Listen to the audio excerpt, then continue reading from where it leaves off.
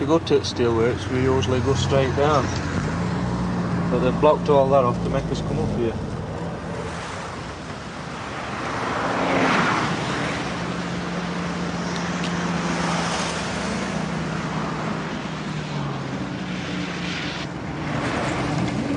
Can we go on there? Can we go on there? Go on where? Motorway? No, turn right here. He was asking, or stated, the police officer stated, I don't know what you is picketing outside these gates for because you'll never win this dispute. And one of the pickets replied, oh, we'll win this dispute, okay, and we'll also get rid of your government at the same time. He says, well, if you do get rid of our government, he says, we'll be the next government. The police will be the next government. And I think, you know, that statement and the way that statement was made has frightening implications for the working class of this country. You turned your back on Northern Ireland, wishing it would disappear. Said the Irish can't stop fighting, but it'll never happen here. And it disturbed your conscience, so you turned your face away. And let Belfast 1970 become nothing happened today. Not once in living memory has there ever been a time when the paper said a strike was anything other than a crime, but they only pat the heads of those who run their side. So at least when they're attacking us, well, oh, we're getting it right. So let's sing their praises and glorify their deeds, for they're fighting for the future and they're giving us a lead.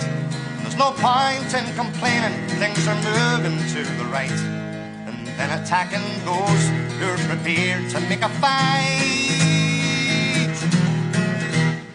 We look at our colliery where there's 1,100 men employed. Once that colliery closes, there's whole communities die. There's 2 trains coming from the railway, British Rail, every day, so they've lost their jobs straight away.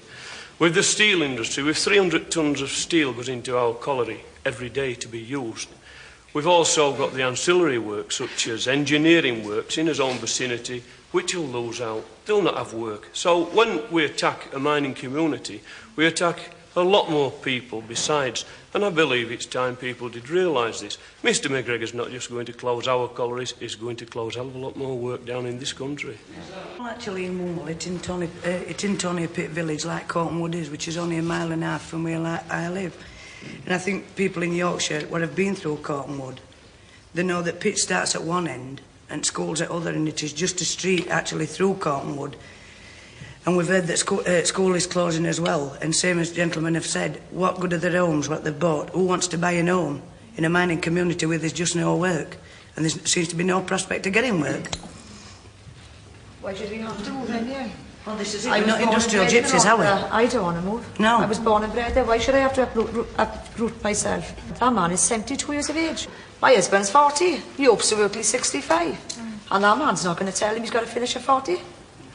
Well, not only that, we've got young boys down with us, 25, 26, and this is their 5th pit for them to work in because they've shut them all. The trouble is, as I say, it's the last pit in the Rhondda now. They've got nowhere else to go.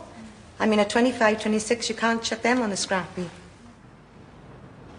They have closed the Wyndham Western, and the wounds of men bleed in terraced houses, weary with redundancies, births and deaths. And history, turning in on itself, and all that in itself speaks only of slaggy tans searching for flames in lumps of coal. And the village cannot sleep. As coal flames die behind the closed doors of eyes that cannot weep, tears too are redundant. And I can't remember in the time that I've been in the coal mines when the NUM has fought against the closure of a pit through exhaustion. It's never happened. A miner working under their conditions knows exactly what's coming, knows exactly the future of his pit's limited because they've extracted the coal resources that are there. And a decision's got to be made. Do you take redundancy or do you take transfer money and do you move? Or in a position where a pit isn't exhausted, do you stand and fight? And fight for your community, your family, etc. And that's the decision that the miners have taken at this time. We're standing and we're fighting for pits that still have coal in them. Who am I to ask them why? This pit must live, that pit must die. They say but sir, it's economics. It's like pulling us away down from the wall.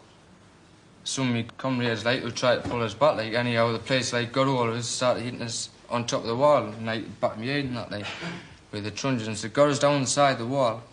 All the pickets are getting over the other side and I was there with the place like and they just breathed hell out of us like. Anyhow, one of the pickets on the other side of the wall had a fire extinguisher and he says if you didn't set it off they would have killed you like. These treble lines of blue that escort the scabs through the gates, where the pickets cannot picket, they cannot talk to them, they cannot get to them, they cannot get anywhere near. The law enforcement officers, of those we should be proud, we're told they're keeping peace for us. Just watch them in a crowd. Poor pickets maimed for trying to talk. Just see the truncheons fly. Brutality? Oh no, not us, the uniformed thugs cry.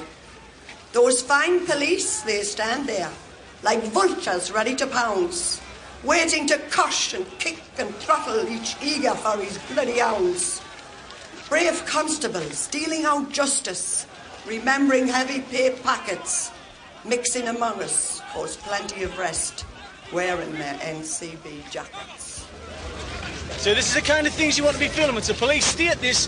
There was men, you saw yourselves, there was men just standing on a car park here, and the police came in, inciting, pushing men about. If that's not police incitement, I don't know what is.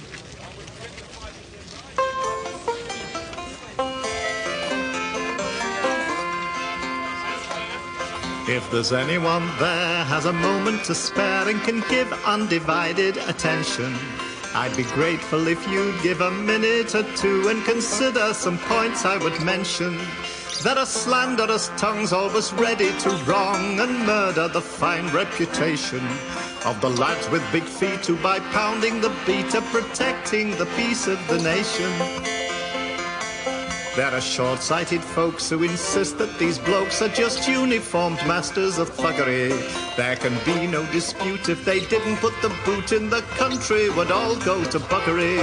So try and keep calm when they're twisting your arm or planting a fist in your gob. When they're giving you hell in a cold prison cell, they're only just doing their job.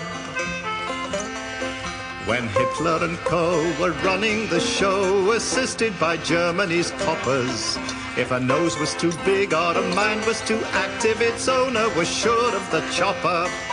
Socialists, communists, Jews and trade unionists landed up dead or in quad.